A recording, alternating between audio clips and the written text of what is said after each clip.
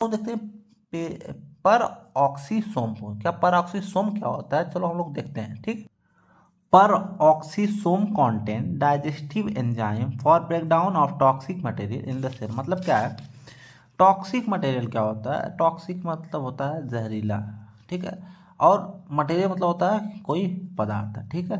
तो वो ऐसी चीज़ को क्या करता है, ये ब्रेक डाउन करता है। ब्रेक डाउन मतलब क्या होता है, तोड़ता है उसको, क्या करता है तोड़ देगा। ठीक, मतलब क्या ये समझ लो, ये हम लोग का एक तरीके से कोई बड़ी चीज़, उसको क्या कहते हैं हम लोग तोड़ देंगे, उसको क्या बोलते हैं हम लोग ब्रेक डाउन बोलते हैं। क्या करते हैं break down. And oxidase enzyme for metabolic. अब देखो ऑक्सीडेज एंजाइम क्या होता है, ये क्या होता है ऑक्सीडेटिव, क्या होता है ऑक्सीडेटिव एंजाइम होता है। ठीक है, catalyst for catalysis and oxidation reaction. मतलब क्या है ऑक्सीडेशन रिएक्शन क्या कहता है, कैटलिस्ट करता है। कैटलिस्ट मतलब क्या होता है, कोई चीज़ को क्या करना एसिलेट करना, फास्ट कर देता है।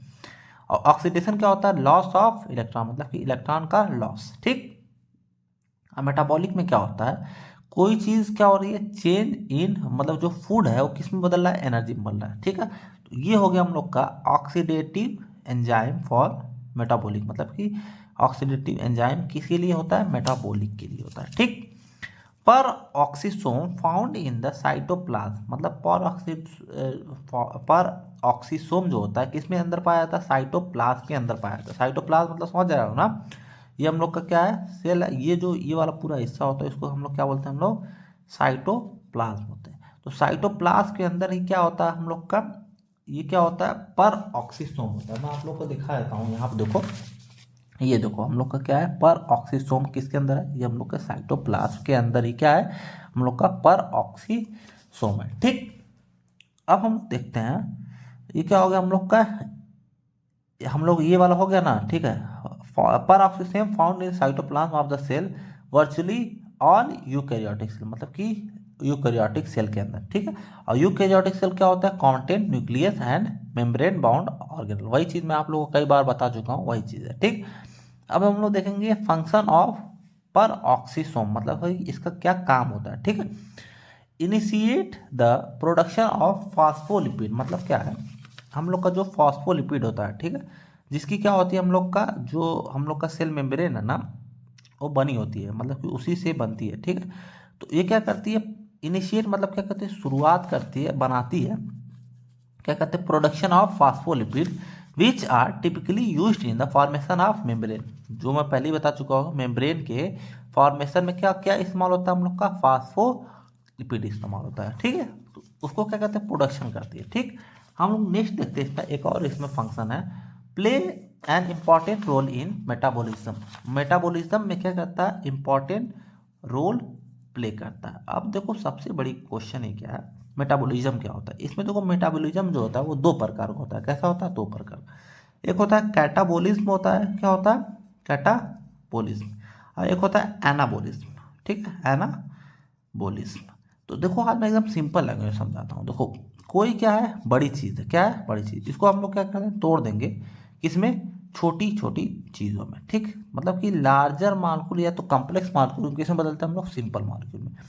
अब एनाबोलिज्म क्या होता है, कोई छोटी छोटी चीज़, मतलब कि सिंपल मॉलिक्यूल्स को हम लोग किस में कन्वर्ट करते हैं, हम लोग कॉम्प्लेक्स मॉलिक्यूल, मतलब कि बड़े मॉलिक्यूल्स में या तो कॉम्प्लेक्स मॉलिक्यूल, उसको क्या बोलते हैं हम लोग एनाबोलिज्म कहते हैं। ठीक है, तो इसको क्या बोलते हैं हम लोग, इसको डिस्ट्रक्टिव बोलते हैं, इसको क्या बोलते हैं हम लोग कंस्ट्रक्टिव बोलते हैं। ठीक, तो ये क्या होता है, इंपॉर्टेंट रोल प्ले करता है किसमें, मेटाबॉलिज्म में। ठीक, अब हम लोग देखते हैं नेक्स्ट वाला सेंट्रोसोम बोलते हैं। ठीक, सेंट्रोसोम क्या होता है, centrosome comprise of two microtubule ring. मतलब कि इसमें दो माइक्रोट्यूबुल की रिंग होती है। यहाँ पे देखो ये देखो माइक्रोट्यूबुल है। ठीक है, नोन एज सेंट्रियोसोल। जो एक एक जो माइक्रोट्यूबुल होती है ना उसको क्या बोलते हैं, सेंट्रियोसोल बोलते हैं। ठीक, the centrosome is made up of two perpendicular centrioles. देखो सबसे सिंपल सी बात मैं आप लोग को समझाता हूँ, परपेंडिकुलर क्या होता है। ठीक, ये हम लोग एक समझ लो एक पेन है, अब इसी के ऊपर मैं एक और पेन खड़ा कर दूँ, इसकी क्या है, ये इस पेन के क्या है परपेंडिकुलर, मतलब कि एकदम 90 डिग्री पे, इसको क्या बोलते हैं हम लोग परपेंडिकुलर बोलते हैं। ठीक है,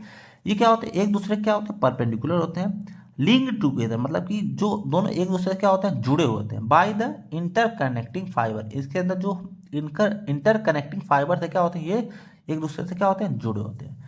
अब देखो ये मदर सेंट्रियोसोल और ये डॉटर सेंट्रियोसोल।